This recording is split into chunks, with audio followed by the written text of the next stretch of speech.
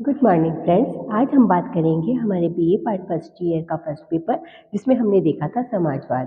तो आज हम देखेंगे इसके दोषों को। तो सबसे पहले जो हमारी व्यवस्था है समाजवादी, जो कि शांतिमय तरीकों से अपनी व्यवस्था को चलाए रखना चाहती थी, इसके भी अनेक दोष माने जाते हैं। जैसे यह विचारधारा विरोधाभासपूर्ण है। क्या है? विरोधाभासपूर्ण। इसमें प्रजातंत्र और समाजवाद को पृथक पृथक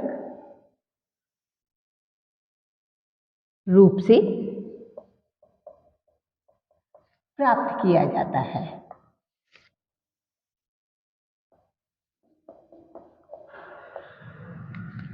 दोनों को मिश्रित रूप से प्राप्त नहीं किया जा सकता।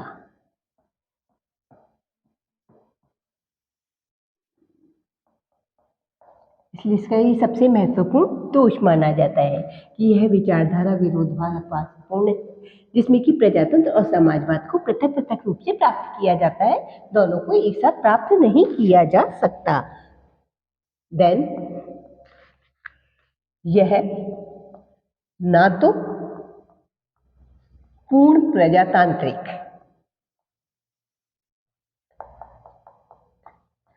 सिद्धांत पर आधारित है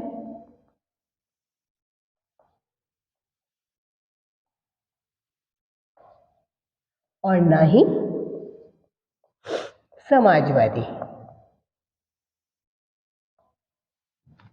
बल्कि इसमें दोनों का मिश्रण है।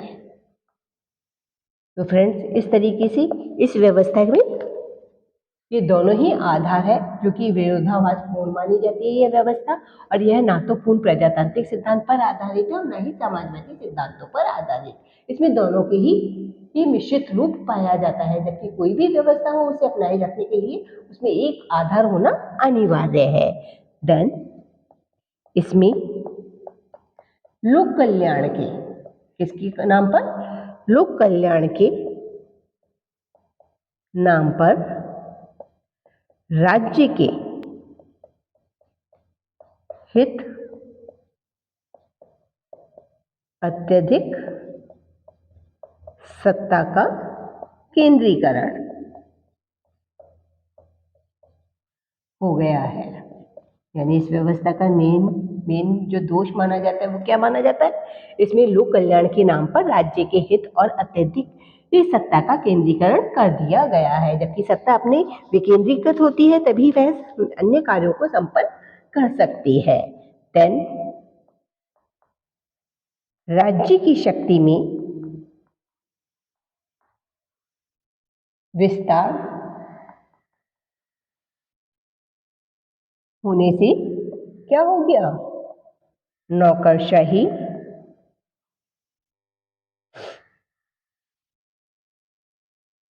की शक्ति का विस्तार हो गया है। यानी नौकरशाही की शक्तियां बढ़ गई हैं। इस कारण भ्रष्टाचार, घूसखोरी, छल कपट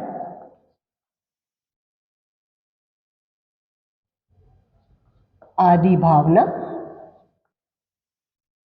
का विकास हुआ है। और कोई भी व्यवस्था के लिए सारी व्यवस्थाएं नहीं होनी चाहिए, तभी वह अपने कार्यों को सही रूप से संपन्न कर सकती है।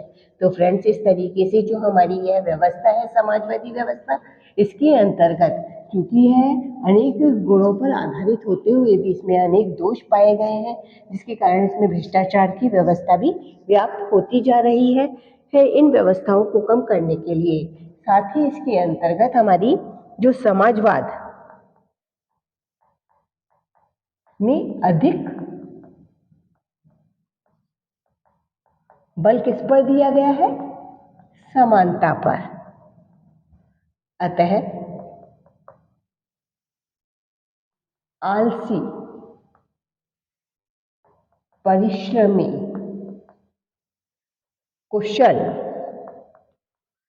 अकुशल यानी सभी प्रकार के व्यक्ति को क्या किया गया है, एक ही तराजू में तोला गया है, जो कि उचित नहीं है। जो कि उचित नहीं है। साथ ही इस व्यवस्था में जो मुख्य उद्योग है, सार्वजनिक स्वामित्व के अधीन है।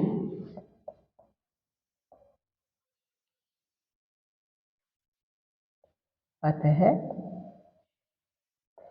उदासीनता, भ्रष्टाचार,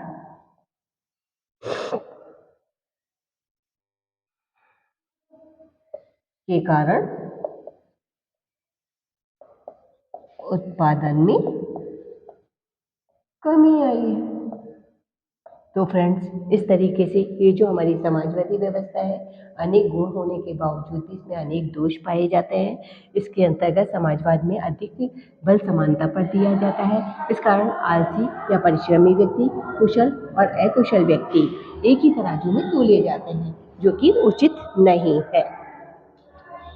अब हम बात करेंगे फ्रेंड्स हमारी व्यवस्था के अनेक तत्वों की। इसके अंतर्गत यह व्यवस्था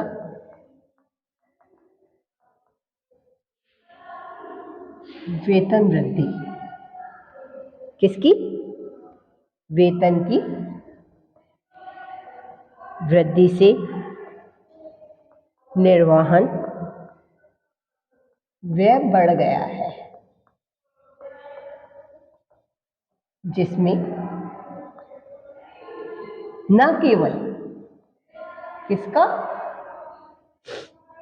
श्रमिक प्रभावित हुए हैं,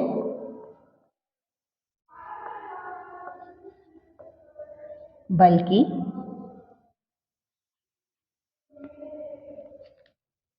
स्वामी भी प्रभावित हुए हैं। अतः स्थिर वेतन प्राप्त करने वाले, कौन सा वेतन? स्थिर वेतन प्राप्त करने वाले लोगों की दशा